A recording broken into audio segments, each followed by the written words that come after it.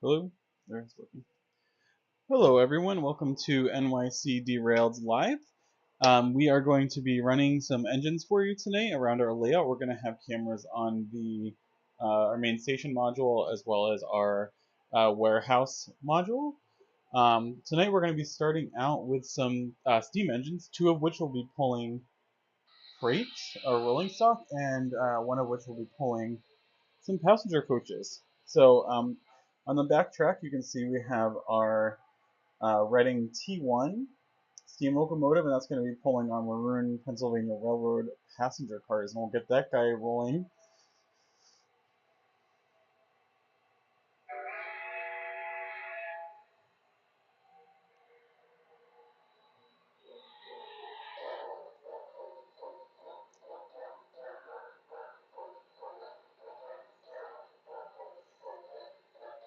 This is a Broadway Limited Paragon 2 model. It's got their kind of standard chuffing smoke, sound effects, and so on.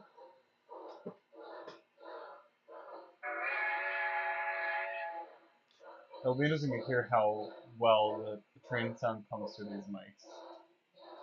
So we realized in our past lives that our volume, our voice volume was very low. We basically have a good mic, but we set it in the center of the room, and if we walked away from it, you couldn't hear us at all. So we got some mics that we can clip onto our shirts that work wirelessly, so we're giving those a try. So hopefully the trade-off isn't that you guys cannot hear any of the train sound effects for the locomotives that do have sound. So next, we're going to get our New York Central Niagara, which is an original Paragon Broadway Limited engine.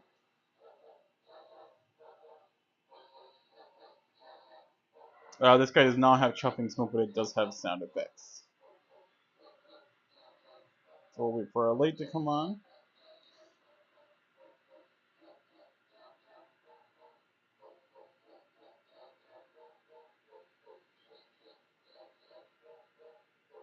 Why aren't you doing it? Thought I heard it turn on, but it just... Oh, there we go. For that one, you need to crank up a few speed steps before it starts moving. No, I didn't realize this in our arrangement here, but you put the Niagara right next to the Union Pacific 484s. Did you know back in the 40s they were actually competitors? No. The Niagara was actually the New York Central's Railways 484 uh, Ah. steam locomotive that was set to compete against Union Pacific's 484s. Oh, wow. And Interesting. the kicker there was I think that the New York Central actually had smaller drivers and could pull with about 6,000 horsepower, which I believe Oh, is wow. what the Union Pacific could handle.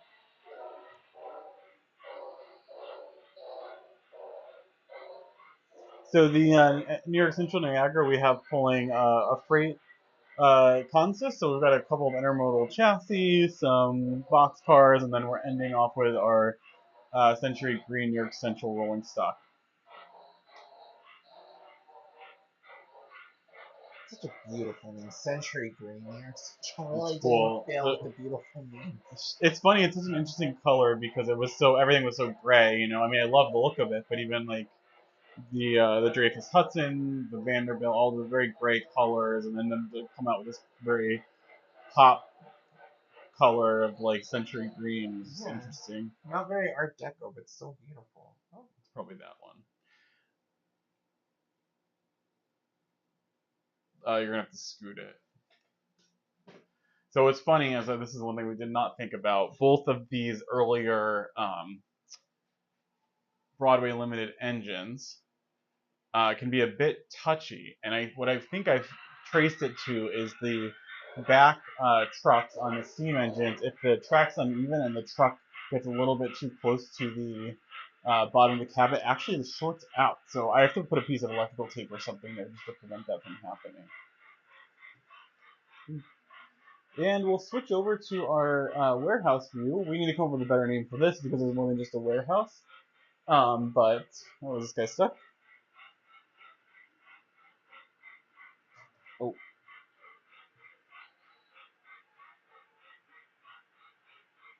Looks like one of the passenger cars is stuck over there, so I'll Oh switch no. back to the station while I deal with that. So bear with us today. We actually focused on a little bit more of the modeling side of model railways. We're trying to get our warehouse in order, adding some greenery, adding a little bit of ballast. So if you see a little messiness, excuse us, it's part of the process. Another aspect of the hobby that we absolutely love, other than collecting, is modeling or layout.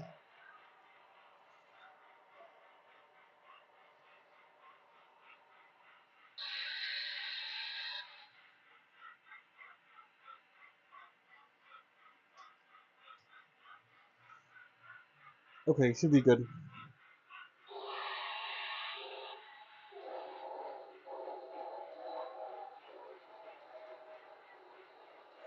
Perfect. All right, we'll switch back to that view once the New York Central Niagara comes back around.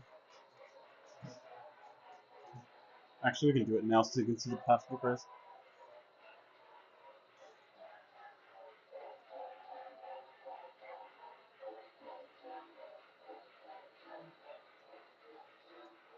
So yeah, it was one of our new additions. Actually, is what it was stuck on. So we've been adding some mounds and stuff to add some diversity to the track and area here. So we're gonna be covering those mounds with trees, but there's a mound behind the warehouse you cannot see, and it was just a little bit closer to the track. So our passenger cars overhang the track quite a bit. We have 22-inch radius curves, and it just got stuck there.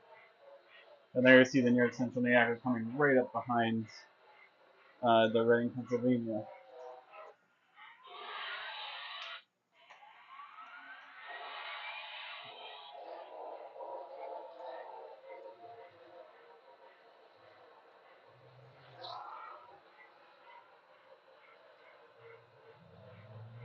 So the mountains are actually coming together.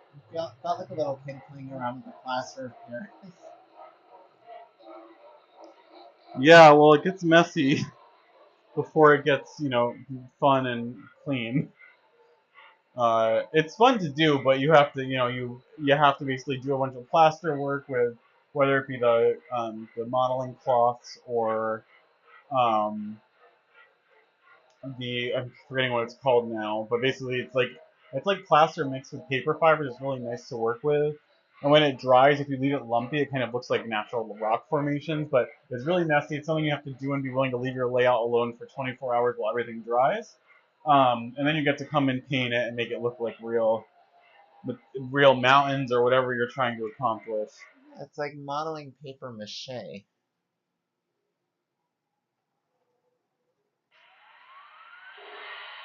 Yeah, nothing about how bad having two of these engines that cause shorts every once in a while is. This fix is really simple. Either you get capped on tape or put a little piece of electrical tape just above that screw. I think that especially the earlier Broadway Limiteds were just really prone to like uneven track causing issues. So like if that cab dips low at all and hits those back trucks which are conducting electricity, it shorts with the other rail, I think.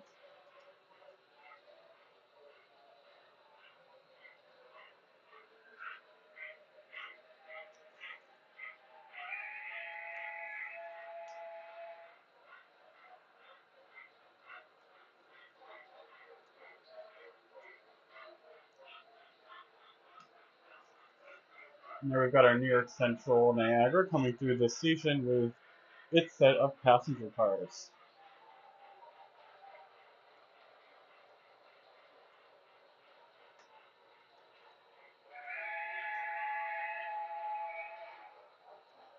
Right, and then we're also going to get our third steam engine rolling. This is a Union Pacific. Um, did you say it's also a Niagara? It's a 484 Union Oh, Pacific. okay. I'm not So 100% this is the sure why. Rivarossi model, and it is also going to be pulling some freight. You'll get a better view of the engine. It's a little bit out of frame. You'll get a better view of it once it comes around the other side of the station.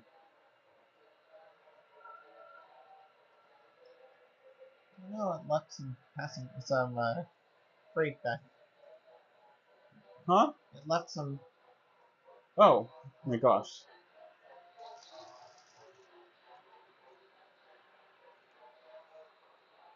Yeah, I might have to take that one car out of service because it's got a bad coupler on it. It's that Dutch cleaner. No, it's actually it's a good car. It was when I replaced, unfortunately, some of them with those cheaper plastic couplers. Um,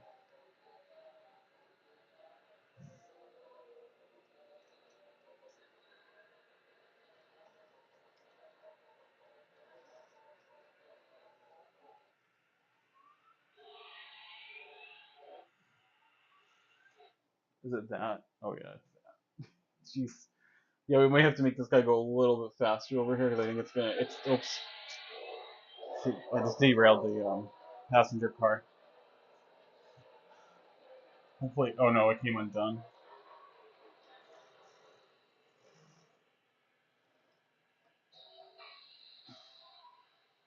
Yeah, just back it up. Go fast though, so it gets over that spot.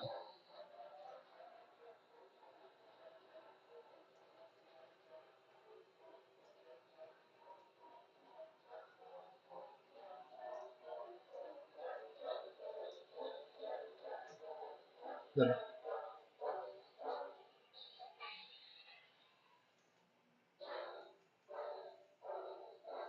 So on the far away, oh again, 1 second. It's hard because the passenger cars are so light, so I can't really reach the engine. Okay. So on the faraway track on the station module, you'll see our Union Pacific 484 come into view. This is a really nice River Rossi model. It runs really well. It's probably one of our biggest River Rossi models as far as steam engines go.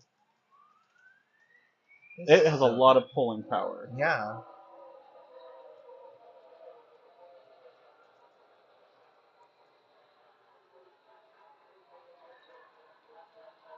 Let me switch over to the other view so you guys can see the Reading train coming around. Yeah, one of the things we did actually earlier today, and we prefer to do this more ahead of time, but we just didn't have enough time, is getting some like ballast and dirt work in the track. We had been working on those mounds. We added some rocks to them today, but I was trying to get some kind of earthy material down on the track. We'll make it go on the inside track. Just to kind of cover up some of our plywood and get more earth material in. Oh wow, nope.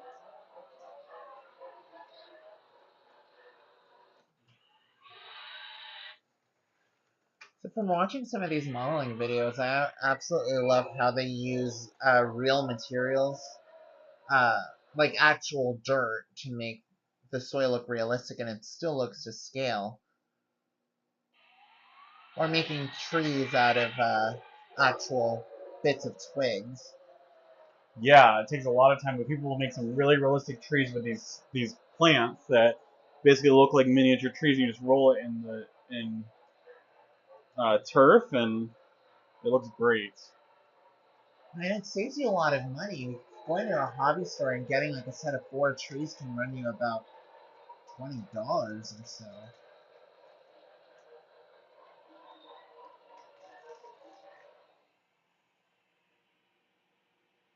Man, these passenger cars are not behaving. I'm having a little bit of a naughty day with their Pennsylvania passenger. Yeah, usually our River Rossi coaches, even though they're light, are very well behaved because they've got pretty big flanges. They stay railed just fine, but not today. So one interesting thing in railway news, a bit of old news, but something that keeps coming up, and I've seen a couple of different creators talk about it, and so Hornby, which is not in the U.S., so not a lot of people are aware, but Hornby came out with um, a Bluetooth decoder set that runs on that is Bluetooth, so you can control with Bluetooth, you can program the CVs with Bluetooth, and they actually are sound decoders, which is awesome because I think they're going for around 60 to 70 US dollars, something around there. So really affordable Bluetooth decoders with sound, which you can program with your phone, so you don't have to get one that's preloaded with the sound. Really awesome value. I'm really considering getting some, especially for some of the horn models we have. The one thing I'm worried about is something that's come up. Is they're great. People have reviewed them. They like them.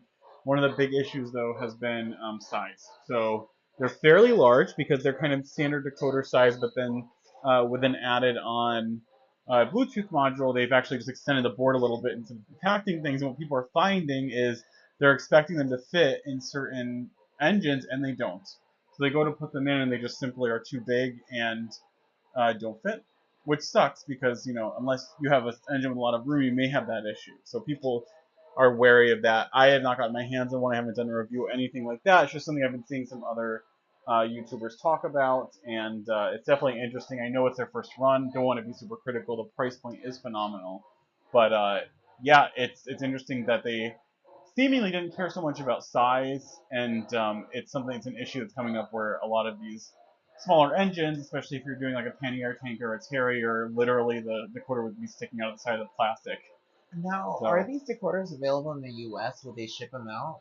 I'm sure you could get them. I'm sure there's also some U.S. based companies that import them, but it's funny. So we've been to hobby shops the past few weekends and brought them up because here, like the talk of the town is the Blue Nami decoders. They are very expensive. Yes, aren't they like about $180 or so? 120, I think. That's still a lot. That's a pretty Yeah, good now some sound decoders are that much, so some people are used to that. We have not really splurged on a sound decoder at all, but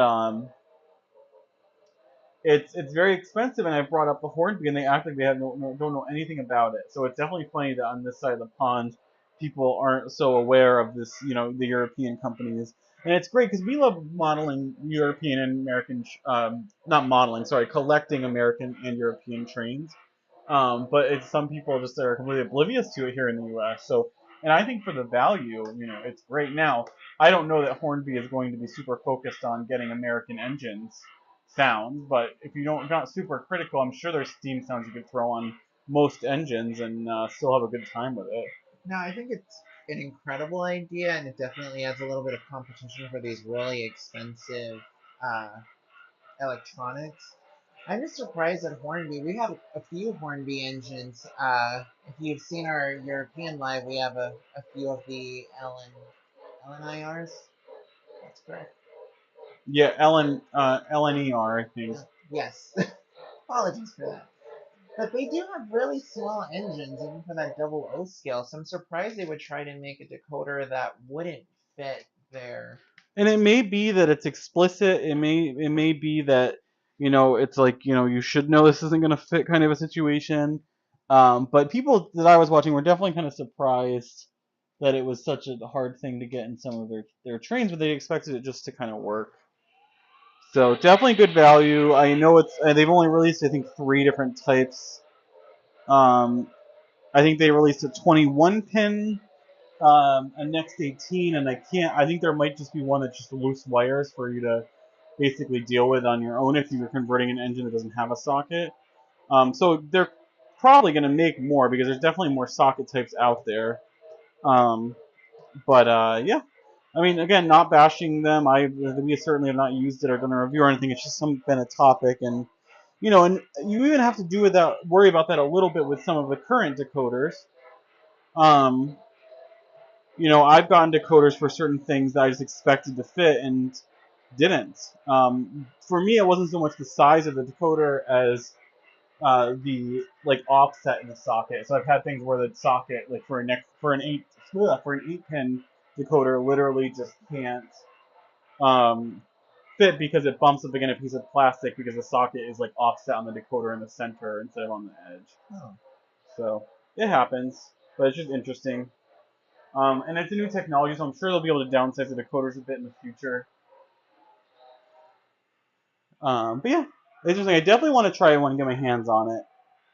But I'm worried because the engine I would want to put it in is fairly small, and I'm a little bit worried that I may have similar issues. Well, what do you want to put it in? The Caledonian, Blue Caledonian. Oh, that's beautiful. Yeah. There goes our River Rossi Union Pacific.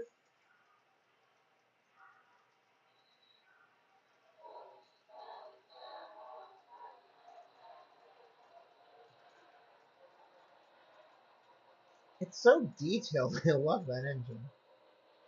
Yeah. Oh, I'm moving the other one.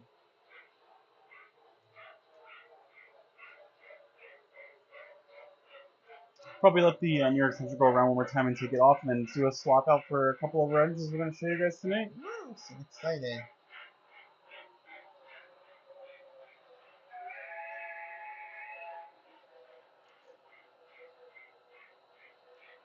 Not to be like snooty or anything, Oh. but I definitely think I like running things at like, I don't know if they're prototypical speeds. We're not, we're not the kind of people that are measuring the speed of our engine and trying to match it up with a real life speed. But I'm gonna say semi-prototypical speed. I definitely like to see like an engine just moving steadily and slowly rather than like running it as fast as I can around the layout. Also, I'm afraid of breaking them. Yes. But just for the clear fact of like, I want to see it running at kind of semi-prototypical speed. And also, it feels nice and it takes a long time to go around the layout. We do not have a huge layout. We don't have a small layout, but we don't have a huge layout. If we're running at that kind of semi-prototypical speed, I think it would take us about 2 minutes for a train to go all the way around, which is nice. Because if Yeah. you want to have like kind of a realistic session or anything, it feels, it takes a while and without, making the layout feel too small.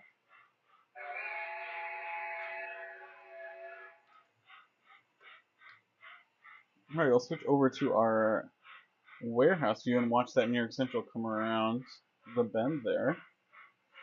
So yeah, this was my first time using that like red ballast. I really like it. I maybe would have liked to have gone on the screen. It looks brown, but it's definitely iron or red. That's the color anyway. I wouldn't have minded getting something a little bit more brown. We have that other more coarse brown ballast there on the right side of the screen. Really like the way it looks. If that was a little bit finer, that would probably be the perfect mix, I would say. But I wanted to kind of blend the iron ore color going through that little ravine into the brown ballast. I think it looks cool. We'll see how it looks when we get foliage and stuff in. But it has a very woodsy color. It's like peach. yeah. So that actually might be good to use. Well, the dark brown stuff might be good to use on as like dirt and stuff. I agree. And sooner or later, we're gonna have a bunch of trees over there, so that'll be fun to explore. Yeah, it's gonna look really cool because it's gonna. I feel like the trees are really gonna add separation from the scenes. So let's see. We pull this guy up. Why don't we take the Union Pacific off actually? Okay. And then you can keep running the Reading around, and then once the New York Central goes through the station module, I'll switch out for some other trains.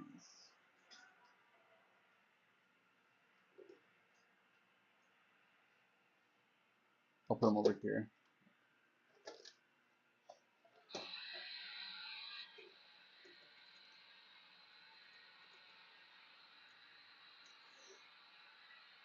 Yeah. Okay. Let me get the Reading out of the way. Are you controlling that one still? Yes. Yeah, a little help with this quick.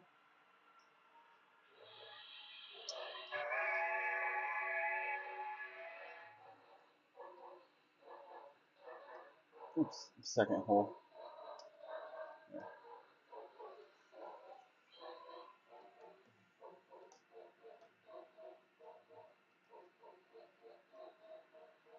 Yeah, we need to find a good app for us to run multiple trains on. I have an app on the iPad that was working pretty well, and all of a sudden it just doesn't really do anything. I don't know why. It will turn the layout on and off, but like controlling the engines just doesn't seem to work, and I have no idea why it stopped happening all of a sudden. Yeah, if anyone out there has any suggestions, please feel free to leave them in the comments. I'm actually anxious to see if there's another program out there that would be a great help.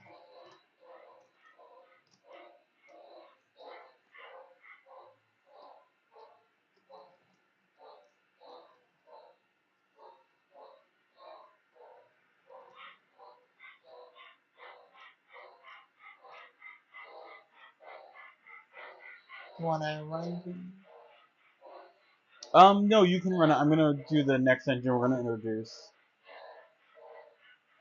So we're switching out some of our normal freight engines. So again, we're gonna have the Niagara go around through the station and stop, and then we'll say goodbye and we'll switch out some new engines.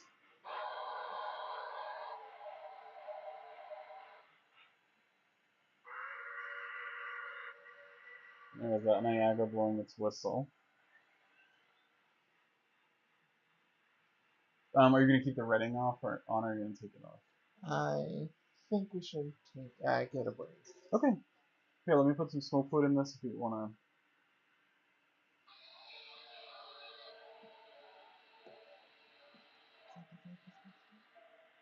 to. No. What is it? I don't know if we. It's the number that's on the. That's right. So our Dreyfus Hudson. Or sorry. Oh my gosh. Our Commodore Vanderbilt does not have actually any numbers actually on it. It's the number on the box. 5344, I think. Is its address?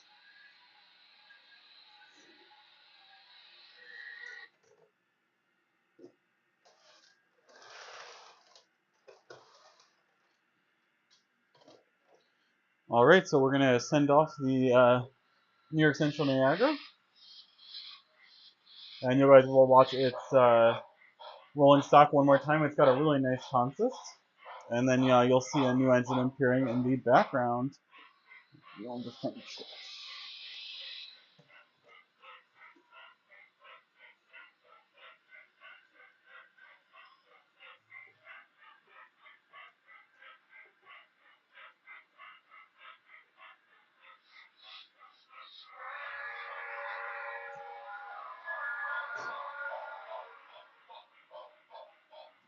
And on the far track, you're going to see our next engine coming in. We just recently got this about a month ago, and this has been one of our favorite engines by far. It's the Commodore Vanderbilt New York Central Hudson, and it is a beautiful model. Broadway Limited did a phenomenal job modeling it. It's got smoke chuffing, etc. Paragon 4.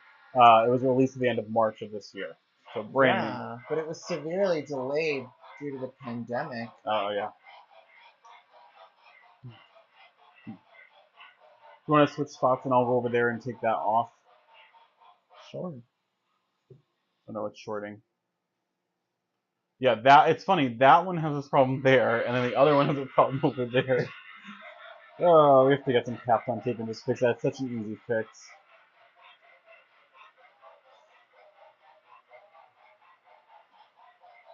All right, I'm gonna switch over to our warehouse view, and I'm gonna work on switching out our last engine of the night.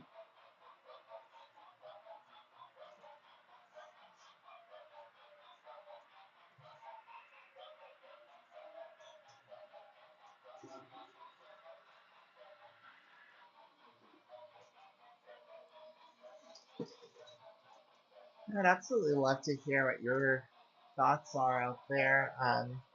Do you prefer freight trains, rolling stock, or passenger services? Personally, I love a passenger service, but there is something beautiful about hauling freight. Yeah, especially if it's fun free. I also just like it. For me, it depends a lot on what engine I want to run. Yeah. Some of our engines definitely are versatile and can do freight or passenger service. Other ones, it has to be freight or passenger. So, like the Streamlines, for example, like you have to pair them with some nice uh, passenger cars. But stuff like the Big Boy and some of our steam engines that I consider like more dirty work engines, definitely prefer to run as freight. I love watching the big boy slug around 20 coaches. Oh, can you pass me my phone? It's right next to the computer. And then you switch it to the station. Just click on station on the left, so I can see the Commodore coming through. Alright, and we're getting our last engine here.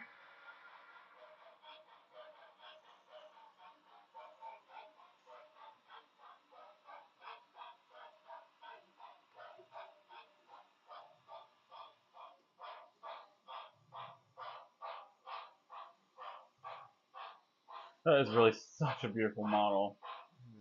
I mean, also, I just love the nostalgia, like was it the first streamlined engine for New York I Central? believe so. Also known as the inverted bathtub.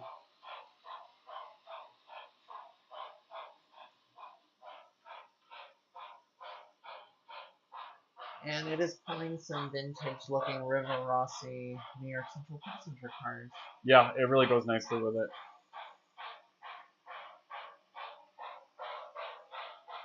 It really does make me sad that none of these Commodore Vanderbilts were spared.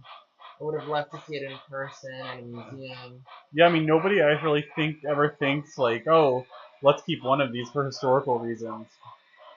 All right, so coming into view shortly is going to be our newest member. This is a Rivarossi Heisler engine.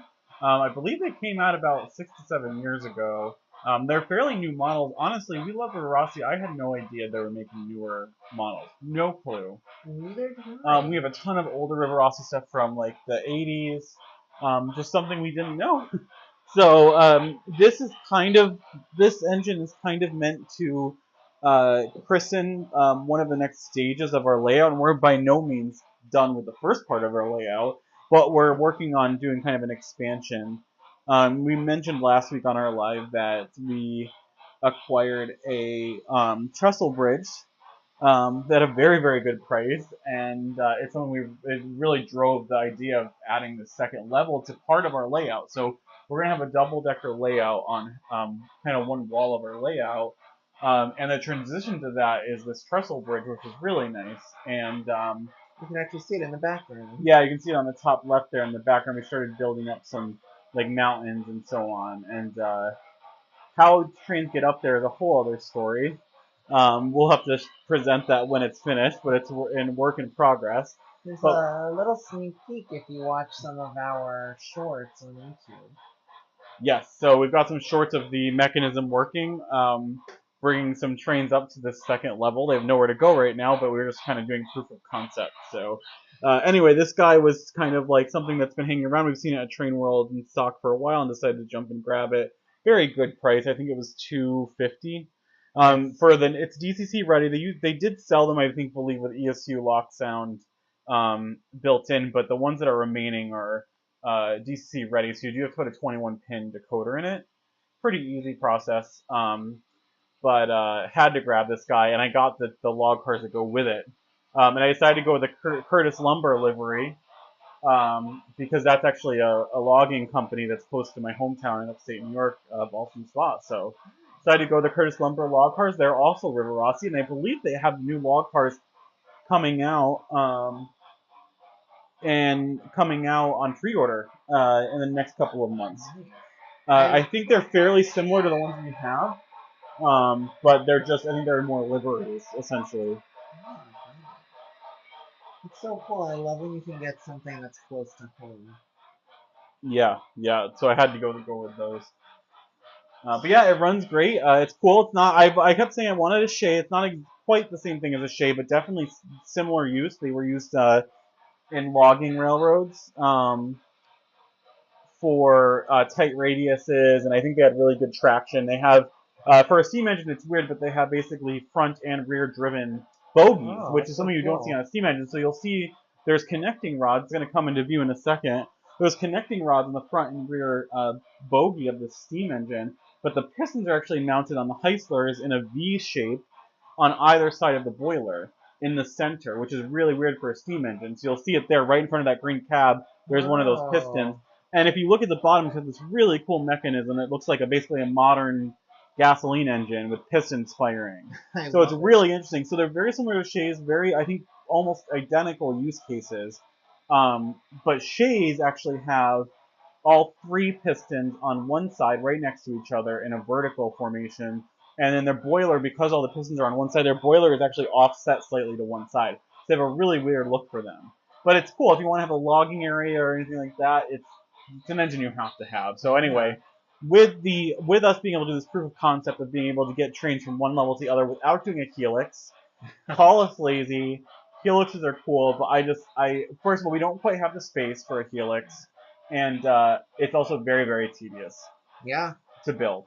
So we went with this mechanism. I'm going to keep calling it. You can go watch the video on our YouTube Shorts or Instagram, wherever.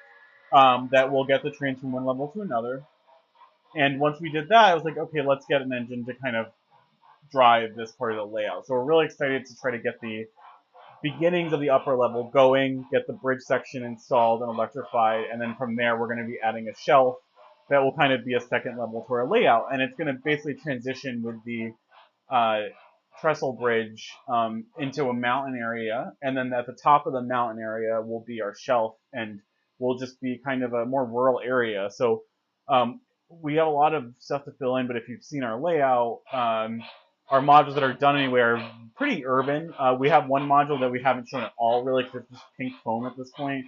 That is going to be our Manhattan-esque module. So it's not going to be identical, but we're going to build like a kind of a city that models after Manhattan, have some, staple buildings and subways and stuff like that. Art Deco. Yes, yes. So we're excited about that. We just haven't shown it off because there's nothing to really see.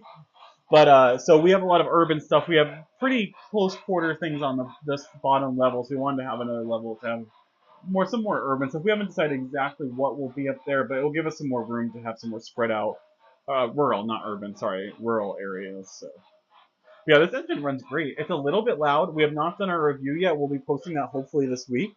But it runs a little loud, and I don't know if that's because of the actual physical little pistons on the bottom, or if it's like the motor itself. But it runs great. It just does make a little bit of noise. But it's such a cute little engine. It really is great. I'm actually really happy that River Rossi's still around. I didn't even know that they were still making engines. Yeah, what I think might be happening is I don't know if as many people are importing. Because we had IHC, right? IHC, AHM. So we say we have a lot of River Rossi, and they are, but a lot of them come in either Blue Box AHM or IHC, because those are the importers of River Rossi. So I don't know, but we looked at their website and it's a modern website, and it looks like they have a bunch of stuff that they're still making. So that's awesome. It's just I don't think we've heard about it or seen them because not a lot of people in the U.S. are getting River Rossi, and I don't know how many people are importing their stuff. So I hope it continues. I certainly will buy more, but I mean, they're definitely coming out with the big boy pretty soon. River Rossi is. Yeah, River Rossi's making wow. their own big boy. So before we got the Broadway Limited Big Boy, we had our eyes on getting a River Rossi Big Boy because we have their reverse cab, which is I assume very similar to their Big Boy, just swapped around. I had to do some work to get it running, but it runs pretty good. But it's cooler coming out with a Big Boy. That'll be really interesting. Yeah. Maybe we'll have two. I mean, I always had a soft spot in my heart for River Rossi. It's where we started. It was one of our original trains. A lot of our original trains are River Rossi. So to think that they're still up and running just brings absolute joy. Yeah, it's great. Hopefully their flanges are smaller. Ah. So River Rossi, at least the ones we have very large flanges because they're older models, and we went down to Code 83 track in most places on the layout because we've done some competitions and they required Code 83 track, so we tried to match that in most places. And the only downside is because it's a little bit shorter rail, the big flanges on some of the River Rossi engines and passenger cars make a clickety-clack noise that's a little bit too much in my opinion. But we have to work on replacing some of the wheels on the engines and passenger cars.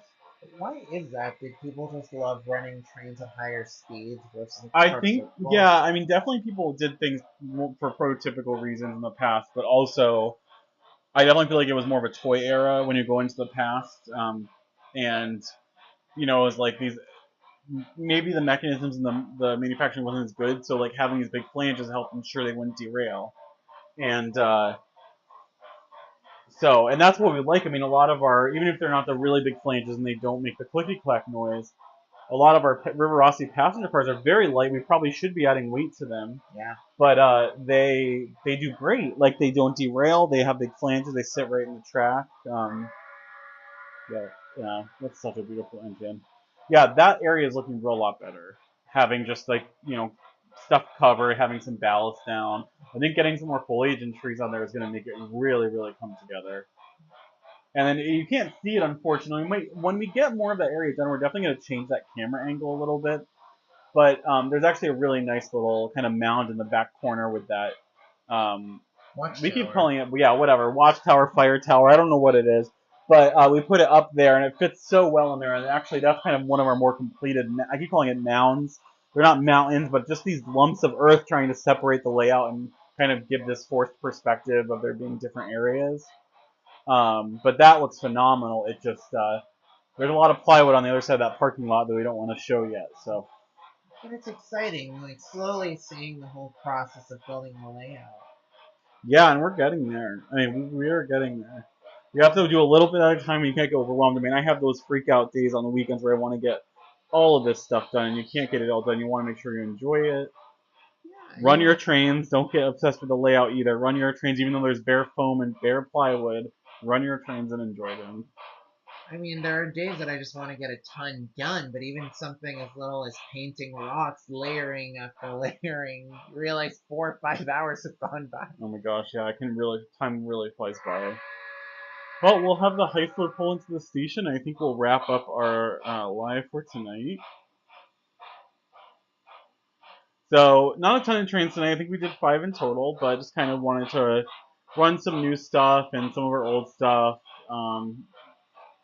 Try to keep things interesting. I do love those log cars though on the Verossi. I want to paint the logs. They don't look that realistic. They're kind of like a brown, like rubberized material. They're like flexible, but they definitely need some paint to make them look a little more realistic. The cars are phenomenal. They're small, but the frame is die cast. They have large wheels, and they're probably 36-inch wheels, and they're very, very detailed.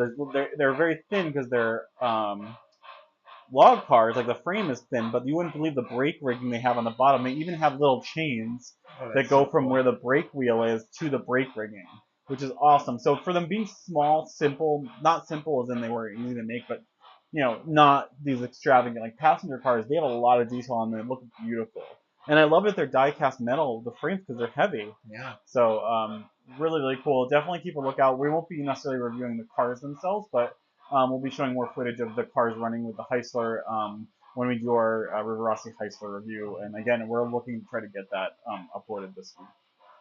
So Those are some deceptively simple logging cars. yeah, they're really cool. I had a real hard time with the chains. You can't really run them without the chains. I thought that the kind of bars on the side stuck up permanently, but they don't. They'll flop down, and unless you get them stacked perfectly, the logs will just keep falling off.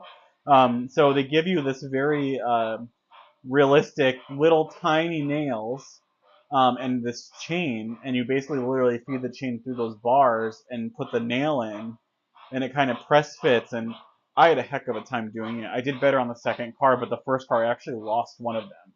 So in the one car, the chain is just like in that little space and just holding on for dear life. But yeah. So anyway, thank you for anybody who joined watching our live. We'll leave the engines running to kind of end the stream.